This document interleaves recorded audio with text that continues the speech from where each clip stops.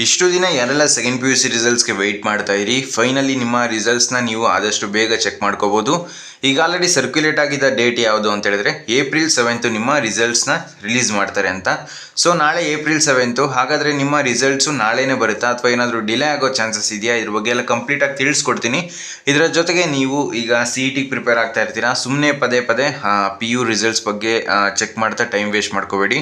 Just ನಮ್ಮ ಚಾನಲ್ಗೆ subscribe ಆಗಿತ್ತು ಅಂದರೆ ಸಾಕು, ನಾನು ನಿಮಗೆ ರಿಸಲ್ಟ್ ಬಿಟ್ಟ ತಕ್ಷಣ ನಿಮಗೆ ಅಪ್ಡೇಟ್ ಮಾಡ್ತೀನಿ. ಆದ್ರಿಂದ ನಿಮ್ಮ ಟೈಮ್ ಕೂಡ ಸೇವ್ ಆಗುತ್ತೆ, ಸೊ ಟೆನ್ಷನ್ ಕಮ್ಮಿ ಆಗುತ್ತೆ. ಈ ಒಂದು ಟೂಲ್ ಯಾವ ರೀತಿ ಕೆಲಸ ಮಾಡುತ್ತೆ ಅಂತ ಹೇಳಿದ್ರೆ ಎವ್ರಿ 15 ಸೆಕೆಂಡ್ಸು ನಿಮ್ಮ ವೆಬ್ಸೈಟ್ನ ಚೆಕ್ ಮಾಡ್ತಾ ಇರುತ್ತೆ. ಅದ್ರ ಬಗ್ಗೆ ಏನೇ ಅಪ್ಡೇಟ್ ಬಂದರೂ ನಿಮಗೆ ನೋಟಿಫಿಕೇಶನ್ ಮುಖಾಂತರ ತಿಳಿಸ್ಕೊಡುತ್ತೆ. ಸೊ ಆವಾಗ ನಾನು ವಾಟ್ಸಪ್ ಚಾನಲ್ ಆಗಿರ್ಬೋದು ಅಥವಾ ವಿಡಿಯೋ ಮಾಡಿ ನಿಮಗೆ ಸಪ್ರೇಟಾಗಿ ತಿಳಿಸ್ಕೊಡ್ತೀನಿ. ಇದರ ಜೊತೆಗೆ ನಮ್ಮ ಚಾನಲ್ ಯಾರೆಲ್ಲ ನೋಡ್ತಾ ಇದ್ದೀರಾ, ಸೊ ನಿಮಗೆ ಅಂತಲೇ ನಮ್ಮ ಚಾನಲ್ ಕಡೆಯಿಂದ ನಿಮಗೆ ಫ್ರೀ ಮಾಕ್ ಟೆಸ್ಟ್ಗಳನ್ನ ಪ್ರತಿ ಚಾಪ್ಟರ್ನು ನಾನು ನಿಮಗೆ ಮಾಕ್ ಟೆಸ್ಟ್ ರೆಡಿ ಮಾಡಿ ಕಳಿಸ್ಕೊಡ್ತಾ ಇದ್ದೀನಿ. ಪ್ರತಿದಿನ 2ರಿಂದ 3 ಚಾಪ್ಟರು ನಮ್ಮ ವಾಟ್ಸಪ್ ಗ್ರೂಪಲ್ಲಿ ಶೇರ್ ಮಾಡ್ತೀನಿ. ಯಾರೆಲ್ಲ ಜಾಯ್ನ್ ಆಗಿಲ್ಲ ಜಾಯ್ನ್ ಆಗಿ.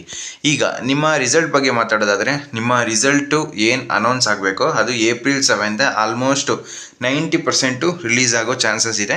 ಸೊ ನಾಳೆ ನಿಮ್ಮ ರಿಸಲ್ಟ್ ಅಂದರೆ ಇವತ್ತು ಈವ್ನಿಂಗ್ ಅಷ್ಟರಲ್ಲಿ ನೋಟಿಫಿಕೇಶನ್ ರಿಲೀಸ್ ಮಾಡಬೇಕು. ಆವಾಗ ಮಾತ್ರ ನೀವು ಕನ್ಫರ್ಮ್ ಆಗಿ ನೀವು ಅಸ್ಯೂಮ್ ಮಾಡ್ಕೋಬೋದು ಏನಂತ ಹೇಳಿದ್ರೆ ಏಪ್ರಿಲ್ 7 ರಿಲೀಸ್ ಆಗುತ್ತೆ ನಿಮ್ಮ ರಿಸಲ್ಟ್ ಅಂತ. ಅಕಸ್ಮಾತು ಇವತ್ತು ಏನೂ ಅಪ್ಡೇಟ್ ಬರಲಿಲ್ಲ ಅಂತ ಹೇಳಿದ್ರೆ ನಾಳೆ ಏನಾದರೂ ನೋಟಿಫಿಕೇಶನ್ ರಿಲೀಸ್ ಮಾಡ್ತಾರೆ, ಅಥವಾ ಇನ್ನೇನಾದರೂ ಏಪ್ರಿಲ್ 10 ಅಥವಾ ಏಪ್ರಿಲ್ 9 ಈ ರೀತಿ ಏನೇ ಡೇಟ್ ಚೇಂಜ್ ಆದರೂ ಅದು ರಿಸಲ್ಟ್ ಪ್ರೀವಿಯಸ್ ದಿನ ನಿಮಗೆ ಒಂದು ನೋಟಿಫಿಕೇಶನ್ ರಿಲೀಸ್ ಮಾಡಲೇಬೇಕು. ಶೆಡ್ಯೂಲು ಯಾವಾಗ ರಿಲೀಸ್ ಮಾಡ್ತಾರೆ, ಯಾವ ಟೈಮಿಗೆ ರಿಲೀಸ್ ಮಾಡ್ತಾರೆ ಅಂತ.